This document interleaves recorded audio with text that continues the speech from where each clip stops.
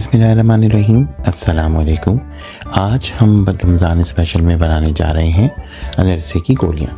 इनको अनरसा भी बोलते हैं और अनरसा भी बोलते हैं। तो ये ख़ास जो है वो जो पुराने लोग थे जो इंडिया से माइग्रेट करके पाकिस्तान आए थे, वो ये चीज़ें बहुत शौक़ से खाया करते थे। मुझे याद है मेरे वालिद साहब जो है उनको बहुत पसंद थी और अक्सर शाम को हमारे यहाँ जो हमारा बचपन था उसमें ये चीज़ें आया करती थी। और इसको बनाना भी बड़ा आसान होता है। तो बहुत सारे लोग जो हैं उसको घर में नहीं बनाते हैं क्योंकि वो देखने में ऐसा लगता है जैसे बहुत मुश्किल रेसिपी है, लेकिन ये बहुत आसान रेसिपी है। रमज़ान का महीना है तो रमज़ान में बड़ी इस तरह की चीज़ें बहुत टेस्ट देती हैं, बहुत अच्छी लगती हैं। अगर आप बनाएं और खाएं उसी को फ्रेश तो ये इफ्तार में अक्सर बना करती हैं। तो आज मेरी ये रेसिपी है, इसको पूरा देखिएगा, आराम से आपको समझ में आ जाएगा। मैंने बहुत प्रोसेस के थ्रू आपको बताया है, बहुत आसान करके बताया है। तो चलें अपनी रेसिपी शुरू करते हैं। अगर आप सुहेल्स किचन्स की वीडियो को देखना चाहते हैं तो हमारे चैनल को सब्सक्राइब कीजिए और साथ में जो बेल आइकन है इसको ज़रूर क्लिक कीजिए ताकि जो भी रेसिपीज़ हम इस पे शेयर करें आपको वो फौरी तौर पे मौसूल हो जाएं। अच्छा, अनरसे की गोली बनाने के लिए सबसे पहले जो स्टेप हम करते हैं वो हमें इसका बेस बनाना होता है। बेस बनाने के लिए हम क्या करेंगे कि इसका हिसाब होता है, जैसे हमने ये 1 कप दूध भर के लिया है तो मैं आपको 1 कप का हिसाब बता रहा हूँ। अगर आपको ज़्यादा बनाना है आपकी मर्ज़ी है, आप उसको ज़्यादा भी बना सकते हैं। तो ये मैंने 1 कप दूध डाला है। इसको हमने क्या करना है, दूध में उबाल आने तक इसको पकाना है कि ये एक दफ़ा अच्छा सा गर्म हो जाए। फिर हम इसमें चीनी डालेंगे। अच्छा, क्योंकि 1 कप का मैं बना रहा हूँ तो इसमें हिसाब ये होता है कि 1 कप अगर आप दूध लेते हैं तो 1 कप ही इसमें चावल का आटा होता है और या पिसा हुआ चावल, और तकरीबन 1 कप ही चीनी होती है। लेकिन अगर आपको ज़्यादा मीठा पसंद नहीं है तो आप चीनी थोड़ी सी कम ज़्यादा कर सकते हैं। तो अभी दूध में उबाल आ जाए क्योंकि चूल्हा ऑन है और दूध पकना शुरू हो गया तो फिर मैं आपको आगे दिखाता हूँ कि मज़ीद हम इसमें क्या करेंगे। अच्छा, मैंने थोड़ा सा बड़ा पैन लिया है और जो चौड़ा पैन होता है नॉन स्टिक का मैंने वो लिया है। आप इसको किसी भी चीज़ में बना सकते हैं, बस आपको ख्याल ये रखना है कि ये जब हम इसमें चावल का आटा डालते हैं तो उसमें गुठलियाँ बनती हैं, तो वो प्रोसेस आपको बहुत अच्छे से करना है कि उसके अंदर गुठलियाँ नहीं बने वो और अच्छे से वो पके भी हो। तो ये आपने देखा होगा कि अनरसा जो है ये बहुत मशहूर है इंडिया पाकिस्तान में, इवन मेरा ख्याल है बांग्लादेश में भी बहुत मशहूर होगा। और ये बहुत अच्छा लगता है, स्पेशली जब आपका बारिशों का मौसम होता है उसमें तो ये बहुत ही मज़ेदार लगता है। बहुत मज़े की ये एक चीज़ होती है, मीठी मीठी। और अगर आप उसको सर्दियों में भी खाते हैं तो सर्दियों में भी बहुत मज़े का लगता है। अच्छा, अब देखें ये दूध जो है वो गर्म होना शुरू हो गया, तो हमें इसमें बस सिर्फ 1 उबाल आने का इंतज़ार करना है कि दूध में एक दफ़ा उबाल आ जाए। तो फिर हम इसके अंदर चीनी मिलाएंगे, चीनी को थोड़ा सा पकाएंगे और फिर इसमें डलेगा चावल का आटा। और चावल का आटा डालने के बाद हमें इसको बहुत ज़्यादा चलाना पड़ता है कि उसमें गुठलियाँ ना बने। तो जब मैं चीनी इसमें डालूँगा तो फिर मैं आपको दिखाऊँगा। अच्छा, दूध जो है वो उसमें एक उबाल आ गया है, तो अब मैं इसके अंदर चीनी शामिल कर रहा हूँ। चीनी का भी मैंने आपको बता दिया कि इसका हिसाब होता है कि 1 कप दूध लेते हैं तो 1 कप चीनी और 1 कप चावल का आटा। तो मुझे जितना मीठा रखना है मैं उसको उतना मीठा बनाऊंगा। आपकी मर्ज़ी है, आपको ज़्यादा मीठा पसंद है आप ज़्यादा कर दीजिए, कम पसंद है कम कर दीजिए। इवन जब आप आटा मिलाएंगे इसमें चावल का तो आप उस वक्त भी चीनी जो है वो शामिल कर सकते हैं। अच्छा, अब इसमें मैं डालूँगा तकरीबन ½ टीस्पून हरी इलायची का पाउडर। ये ऑप्शनल है, आपकी मर्ज़ी है। अगर आपको ये पसंद नहीं है तो आप नहीं डालिए, लेकिन इससे आपके जो अनरसा है उसमें एक बहुत अच्छा सा फ्लेवर और खुशबू का इजाफा हो जाता है। तो बस देखें, अब ये जो है वो दूध हमारा जो है ये वाला बिल्कुल गर्म हो चुका है, उबाल इसमें आ चुका है, चीनी इसमें घुल चुकी है। तो बस मैं इसको ज़रा सा पकाऊंगा और फिर इसमें मैं आटा शामिल करूँगा और आपको साथ साथ दिखाता जाऊँगा। अच्छा, चीनी का मैं आपको हमेशा बताता हूँ कि यहाँ पे चीनी क्योंकि बहुत बारीक होती है तो हमें पीसने की ज़रूरत नहीं पड़ती है, लेकिन पाकिस्तान में थोड़ी सी मोटी चीनी होती है तो इसीलिए इसको दूध में डाल देते हैं पकाते हुए दूध को कि वो गर्म होता है तो उसमें चीनी बहुत आराम से घुल जाती है। तो बस कि अब हमारा ये जो है वो दूध जो है वो तैयार है इसमें चावल का आटा डालने के लिए। ये देखिए मैंने 1 कप चावल का आटा लिया है। आपने ये करना है, थोड़ा थोड़ा सा मिलाना है, एकदम से नहीं मिलाना है सारा, और इसको मिक्स करते जाना है। इसको आपने जब तक पकाना है जब तक ये बिल्कुल इसमें थिकनेस नहीं आ जाती, और इसमें ये ख्याल रखना है कि गुठली नहीं बने, और अगर गुठली बनती है तो ये लकड़ी का चम्मच इस्तेमाल ही इसलिए किया जाता है कि आप इससे इसको सही कर सकते हैं गुठली को। तो इसी तरह से हम थोड़ा थोड़ा इसको मिलाते जाएंगे और इसको इस तरह से गाढ़ा, आपने बहुत गाढ़ा करने तक, यानी बिल्कुल ड्राई हो जाना चाहिए ये पक के, दूध सारा गायब हो जाएगा ये देखें। और चावल का आटा जो है वो पक जाएगा। अच्छा, जैसे ही आप इसके अंदर आटा डालेंगे, चावल का आटा, तो ये देखें इस तरह से ये बिल्कुल ड्राई होके और खुश्क हो जाएगा और हैवी हो जाएगा। तो इसको आपने बहुत अच्छे से मिक्स करना है कि इसके अंदर एक तो गुठलियाँ ना रहे, जो मैं आपको बार बार बता रहा हूँ, और चावल का आटा आपका अच्छी तरह से पक भी जाए। इसको बहुत ज़्यादा नहीं पकाना होता है, थोड़ा सा पकाना होता है, क्योंकि इसके अंदर एक स्मेल होती है, वो स्मेल दूर करनी होती है। अब इसी टाइम जो है हम इसमें बहुत थोड़ा सा तिल भी शामिल कर देंगे। थोड़ा तिल हम पकाते वक्त डाल देते हैं ताकि वो भुना भुना सा तिल अंदर भी रहे, और बाकी जब हम इसको तलेंगे तो तिल में लपेट के तलेंगे। बस अब ये बिल्कुल रेडी है। ये देखें, इसने बिल्कुल सारा पैन जो है वो छोड़ दिया है और ये सारा एक गूंदे हुए आटे की तरह एक जगह जमा होना शुरू हो गया। तो ये इसका मतलब है कि ये अब आपका आटा जो है वो रेडी है। तो अब मैं चूल्हा बंद कर दूंगा और इसको हम ठंडा करेंगे और फिर अगला स्टेप करेंगे और आपको दिखाएंगे। अब ये देखें, ये हमने जो ये इसको एक प्लेट में निकाल लिया। ये बिल्कुल आटे की तरह हो जाता है जैसे हम आटा गूंदते हैं। तो इसको थोड़ा सा आप अच्छे से इस तरह से मिक्स कर लें ताकि जो हमने इसमें तिल डाला है और ये बहुत गर्म है तो ज़रा एहतियात से करना होता है।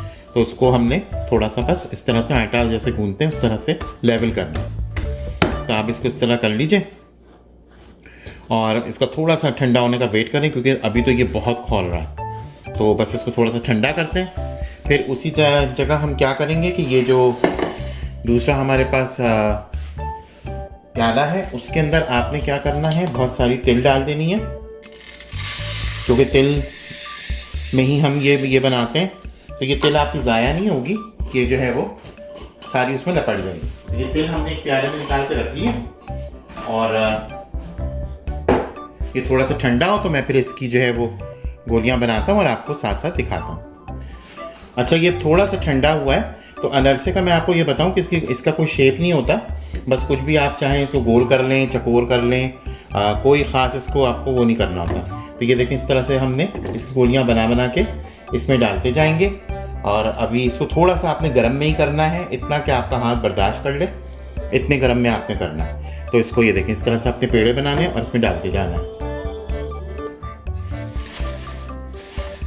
ये इसी तरह से ये देखें, अब मैं इसके अंदर डालता जाऊंगा और इसको इस तरह से तिल लपेटता जाऊंगा और फिर इसको एक हम अलग प्लेट में निकाल लेंगे। थोड़ा सा गर्म पे आपने करना है, आप गर्म पे करेंगे तो तिल बहुत आसानी से चिपक जाएगी। अगर ये ठंडा हो जाएगा तो तिल चिपकने में थोड़ा सा मुश्किल करेगी। तो एक एक आपने इस तरह से इसको अच्छे से पकड़ के और बहुत अच्छे से इस पर तिल लपेटना है, क्योंकि इसमें जितना अच्छे से तिल लगा हुआ होगा उतना मज़े का आपको अनरसा लगेगा। ये देखिए, इस तरह से लपेटते जाना है। तो बस मैं ये करके और एक प्लेट में जमा करता हूँ। और तेल हमने चढ़ा दिया है, मीडियम आंच हमने अभी रखी हुई है। इसको मैं ऐसे medium to low to medium के ऊपर ही नॉर्मली इसको फ्राई करते हैं। तो ये मैं बस करता हूँ और फिर मैं जब फ्राई करता हूँ तो फिर आपको साथ साथ दिखाता हूँ। ये हमने सारे तिल लगा के इसके ऊपर रख दिए। इस तरह से आपने तिल लपेटने, कोशिश करना है कि गरम गरम में ही करना है। अगर आप गरम गरम में करेंगे तो तिल आसानी से लिपटेंगे, नहीं तो फिर तिल ज़रा सा मुश्किल करते हैं लगने में। तो ये सारा हमने जो है वो करके रख लिया और तेल हमने गरम करने के लिए चढ़ा दिया है। इसको लो टू मीडियम पे हमने फ्राई करना है। तो चले बस इसको अब फ्राई करते हैं। अच्छा, तेल जो है वो बिल्कुल मीडियम आँच के ऊपर गर्म हो चुका है। तो अब मैं इसके अंदर एक एक ये इस तरह से डाल दूँगा। इसको आपने बहुत तेज़ आँच पे नहीं तलना होता है, इसको आप डीप फ्राई भी कर सकते हैं। डीप फ्राई में बस ये मसला होता है कि फिर ये बहुत ज़्यादा जो है वो सख्त हो जाती है, और हमें इसको सख्त नहीं करना है, हमें इसको थोड़ा सा सॉफ्ट रखना है। जो पाकिस्तान में होती हैं वो इतनी सख्त होती हैं कि लोगों के मसूड़े जो है वो उससे छिल जाते हैं। तो इसलिए जो है हम इसको थोड़ा सा सॉफ्ट ही बनाएंगे ताकि खाने का इसका अपना एक मज़ा आए। तो ये सारा मैं देखिए थोड़ा थोड़ा मतलब ये सारे मैं इसके अंदर जितने आते हैं एक वक्त में आप जितने चाहें डाल सकते हैं, इसको डालना है। और फिर इसको हम अभी चूल्हा जो है वो मीडियम पर है। अगर मैं देखूँगा ज़्यादा तेज़ हो रहा होगा तो मैं इसको लो कर दूँगा, क्योंकि ये थोड़ा सा सही से पकाना होता है ताकि अंदर तक ये पूरा पक जाए। तो ये बस मैंने तेल में डाल दिया है, और तिल अगर तेल में आ जाए तो इट्स ओके। ये वैसे भी थोड़ी देर में जो है वो नीचे बैठ जाएगा, फिर आप इसको छान के दूसरे पर्पस इस तेल को दूसरे पर्पस के लिए यूज़ कर सकते हैं। इसको हम थोड़ी थोड़ी देर में इस तरह से आगे पीछे इसको देखें, इस तरह से आप करते रहेंगे ताकि ये पूरी अच्छी तरह सीखे, अंदर तक पके। ये देखें अब ये हल्का सा ब्राउन, लाइट ब्राउन होना शुरू हुआ है। चूल्हा मैंने जो है वो अब लो पे कर दिया, क्योंकि मीडियम बस हम उसको तक रखते हैं, क्योंकि तेल बहुत सारी हमने इसमें डालनी होती हैं, तो इसका जो है वो आगे पीछे ना हो जाए इसका टेम्परेचर, तो इसलिए मीडियम पे रखते हैं। तो अब ये देखें फटना भी शुरू हो गई, यही इसकी खूबसूरती है। अगर ये फट रही है तो इट मीन्स कि ये बहुत खस्ता बन रही है। तो बस अब इसको इसी तरह से थोड़ी थोड़ी देर में मैं चलाता रहूँगा और आपको साथ साथ दिखाता रहूँगा। अच्छा, कुछ लोग ये करते हैं कि इसके अंदर जो है वो पाउडर वाला मिल्क भी डाल देते हैं, कुछ लोग इसके अंदर जो है वो वैनिला एसेंस डाल देते हैं। तो मैं बिल्कुल रेकमेंड नहीं करूँगा। उसकी वजह ये है कि उससे उसका जो टेस्ट है ना, जो अनरसा, असल अनरसा होता है और उसका जो टेस्ट होता है वो बिल्कुल चेंज हो जाएगा। इवन आपको इसके अंदर सोडा डालने की भी ज़रूरत नहीं है। जैसे मैंने ये भी देखा कि कुछ लोग जो है वो उसके अंदर कहते हैं कि आप जो है वो बेकिंग पाउडर या सोडा डाल दें, उसकी भी आपको ज़रूरत नहीं है। उससे वो हैवी हो जाएगा, एक तो वो तेल बहुत पी जाएगा, दूसरे वो उसका जो फ्लेवर एक होना चाहिए, जो एक अनरसे का फ्लेवर होता है कि ऊपर से सख्त और अंदर से नरम और फटा फटा सा होना चाहिए, वो चीज़ फिर उसमें नहीं होगी। वो बिल्कुल डिफरेंट सी एक हम बनाते हैं, डोनट्स टाइप की एक चीज़ बनाते हैं। अब वो भी मैं आपको आगे जाके सिखाऊंगा। तो वो उसके अंदर हम ज़रूर डालते हैं, लेकिन इसमें बिल्कुल ज़रूरत नहीं है ना वैनिला एसेंस की, ना आपको पाउडर मिल्क की, ना आपको बेकिंग सोडा या बेकिंग पाउडर की। तो आप इसके अंदर जो है वो आपने देखा कि बहुत सिंपल इंग्रेडिएंट से ये बन जाता है। सिर्फ आपने जो है वो चावल का आटा आपके पास होना चाहिए। अगर वो नहीं है तो आप चावल पीस के भी बना सकते हैं, बारीक बिल्कुल होना चाहिए, आटे जैसा उसका टेक्सचर। और जो है इसमें चीनी है, दूध है और तेल, ये 4 चीज़ें हैं जिससे ये आराम से बन जाता है। तो अब ये इसको मैंने जो है वो मैंने आपको जैसा कि बताया कि शुरू में आपके चूल्हा मीडियम रखना है, फिर जैसे जैसे ये फ्राई होगा तो आप चूल्हे को जो है वो लो कर देंगे, लो टू मीडियम कर देंगे। तो उससे ये होगा कि ये हल्का हल्का सिकेगा, तो ये पूरा अंदर तक पकेगा। अगर आप इसको तेज़ रखेंगे तो ये ऊपर से जलना शुरू हो जाएगा और अंदर से कच्चा रह जाएगा। तो इस बात का आपको ख्याल रखना है। तो बस अब ये इसी तरह से फ्राई होता जाता है और फिर मैं आपको थोड़ी थोड़ी देर में दिखाता जाता हूँ। बस अब ये ज़्यादा टाइम नहीं लेंगे। ये देखें ये ऊपर से ब्राउन होना शुरू हो गए। अब ये आपकी मर्ज़ी है आपको कितना ब्राउन रखना है। कुछ लोग इसको इस हद तक तलते हैं कि वो बिल्कुल ब्लैक भी हो जाता है, तो वो अब आप पे डिपेंड करता है आपको कितना क्रिस्पी चाहिए या आपको कितना नरम चाहिए। वो आपको टोटली आपकी मर्ज़ी के ऊपर है। तो मैं इसको अब थोड़ी देर में डिश आउट कर दूंगा, क्योंकि मुझे लगता है बस 5 से 6 मिनट और ये लेगा और फिर मैं आपको दिखाऊँ। तो ये जनाब अनरसे की गोली जो है वो रेडी है। हमने इसको फ्राई कर दिया है, फ्राई करके निकाल लिया है। आप इसको डार्क भी तल सकते हैं, आप इसको थोड़ा सा लाइट भी तल सकते हैं। मैंने इसको दोनों तरह का तला है, थोड़ा सा डार्क भी किया, थोड़ा सा लाइट भी किया। और अगर आप इसको चाहते हैं कि थोड़ा बिल्कुल ही बाज़ार वाला जो सख्त वाला होता है तो उसको देर तक फ्राई करेंगे तो वो उस तरह का भी हो जाएगा। तो ये बड़ा आसान होता है, बहुत ही आपने देखा होगा कि बहुत कम इंग्रेडिएंट से आप इसको बना सकते हैं, फटाफट बन भी जाता है। अगर आप इसकी डो बना के और उसमें तिल लपेट के फ्रिज में रख लेंगे तो भी आप इसको फ्राई कर सकते हैं, कि जैसे ही आपको फ्राई करना हो आप बस तेल गर्म करें और उसको फ्राई कर लें। तो ये हमारी आज की रेसिपी थी। अपना अपने इर्द गिर्द के लोगों का, बच्चों का, ख़ासतौर से बुज़ुर्गों का बहुत ख्याल रखिए।